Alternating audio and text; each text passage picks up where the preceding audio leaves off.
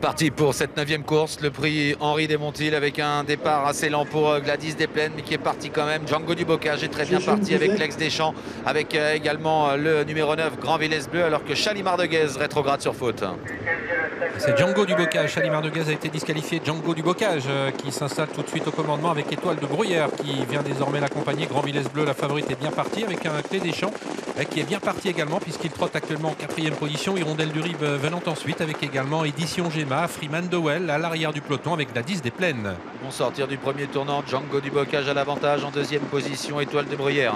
Tout près, Lex Deschamps est 3e devant Hirondelle du Rib avec Grand Villesse Bleu qui est là à la corde sur une 3e ligne. Il y a ensuite le 2, Édition Gemma avec Corps et âme, Freeman Dowell et en dernière position Gladys Desplaines. Passage devant les tribunes, Clé des Champs qui a déjà, on le rappelle, remporté 3 fois cette compétition, qui accélère, qui passe en tête maintenant. Pour l'instant, il est aux côtés de Django du Bocage, mais il s'apprête à prendre le meilleur pour aborder la descente. Étoile de Bruyère les accompagne en 3e position, légèrement détaché le Grand Villesse Bleu, Hirondelle du Rib.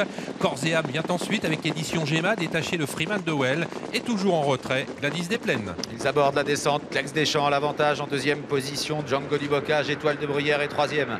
Tout près, il y a Grand Villesse Bleu sur une 4e ligne devant Hirondelle du Rib avec Corps et âme, Édition Gemma, Freeman Dowell. Gladys Desplaines est en retrait. Et pas de changement dans le bas de la descente, les bleus à l'avant du peloton avec un Clé des Champs qui emmène toujours Django du Bocage. Étoile de Bruyère est en 3e position, toujours légèrement détaché le Grand Villesse Bleu qui pour l'instant est préservé par Camille Lévesque. Hirondelle du Rib progressivement se rapproche en 5e position à désormais 1500 mètres de l'arrivée. Avec toujours en tête Lex Deschamps devant Django du Bocage et Étoile de Bruyère à la corde. Grand Villesse Bleu patiente, Hirondelle du Rib vient ensuite. Corps et âme est à l'arrière du petit peloton avec Freeman Dowell qui est en dernière position. Édition Gemma est là également. L'épreuve est assez rythmée puisqu'ils étaient en 12-9 au poteau des 1500 mètres avec pour aborder maintenant la montée Clé des Champs qui imprime un rythme sélectif sur un parcours qu'il apprécie tout particulièrement. Il a toujours le meilleur, légèrement détaché de Django du Bocage. On attend dans leur sillage avec Étoile de Bruyère, Grand Villesse Bleu toujours préservé, 4e devant Hirondelle du Rib.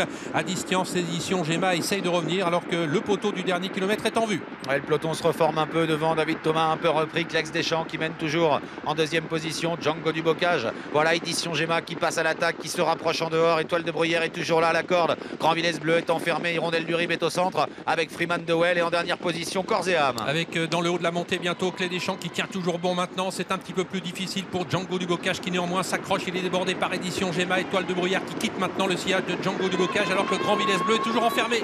Lex Deschamps, l'intersection des pistes qui a toujours l'avantage. Édition Gemma en 2e position avec Django du Bocage qui a du mal à suivre mais qui tente de se relancer courageusement.